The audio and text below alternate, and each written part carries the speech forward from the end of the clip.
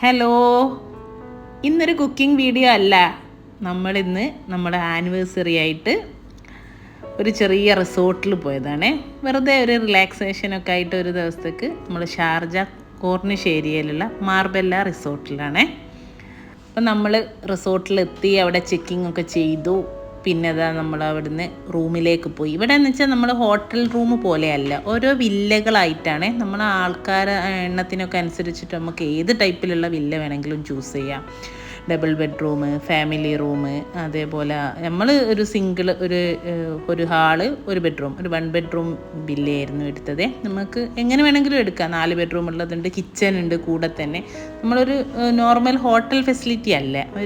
ഇപ്പോൾ ഇവിടെ നോർമലി ഇത് കോർണിഷ് ഏരിയ ആണ്, നല്ല കടലിൻ്റെ സൈഡൊക്കെ ആയതുകൊണ്ട് തന്നെ ഇവിടെ അറബികൾ 1 വീക്ക് അല്ലെങ്കിൽ ഒരു മന്തിലേക്കൊക്കെ സ്റ്റേ ചെയ്യാൻ വേണ്ടിയിട്ട് വരുന്നൊരു സ്ഥലമാണ്.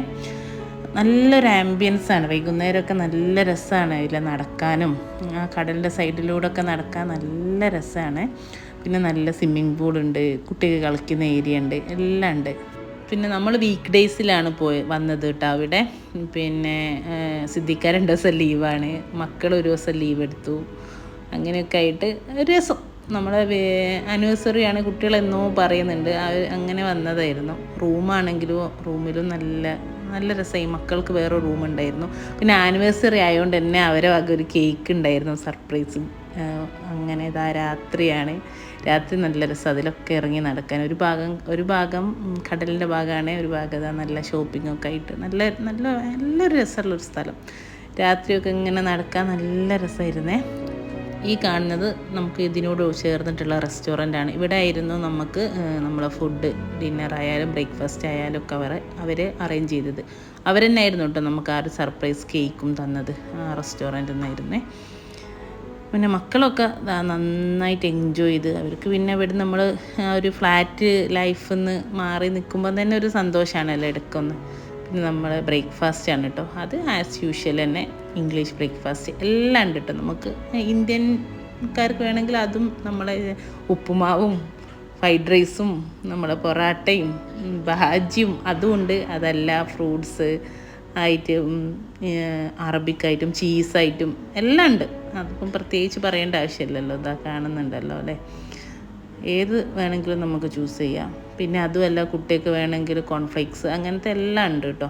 നോർമലി എല്ലാ റിസോർട്ടിൽ പോയാലും കിട്ടുന്ന ഇതായിരുന്നു നമ്മുടെ ബ്രേക്ക്ഫാസ്റ്റ്. അങ്ങനെ ബ്രേക്ക്ഫാസ്റ്റൊക്കെ കഴിച്ചു. പിന്നെ കുറച്ചുകൂടെ ഒക്കെ നിന്നു നമ്മൾ.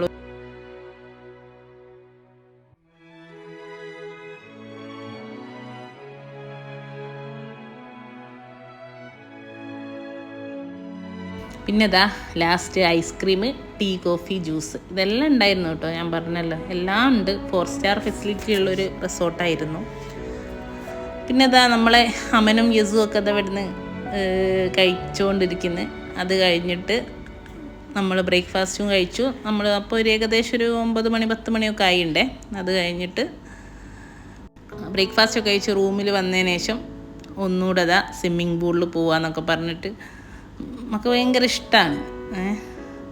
പോയി 1 മണിക്കൂറൂടൊക്കെ കഴിഞ്ഞ് പിന്നെ നമ്മൾ മെല്ലെ പാക്കപ്പായി തിരിച്ച് റൂമിലൊക്കെ വന്ന് കുളിയൊക്കെ കഴിഞ്ഞിട്ട് ഏകദേശം 1 മണിക്കായിരുന്നു നമ്മൾ ചെക്കൗട്ട്.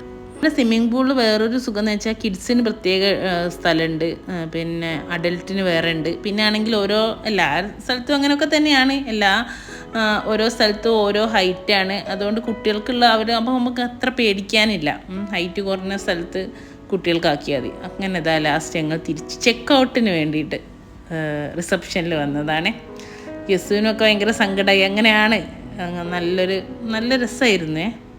ഒരു ദിവസമാണെങ്കിലും നന്നായിട്ട് എൻജോയ് ചെയ്തു. ഇൻഷാ അല്ലാഹ് നല്ലൊരു വീഡിയോ ആയിട്ട് നമുക്ക് വീണ്ടും കാണാം. Thank you.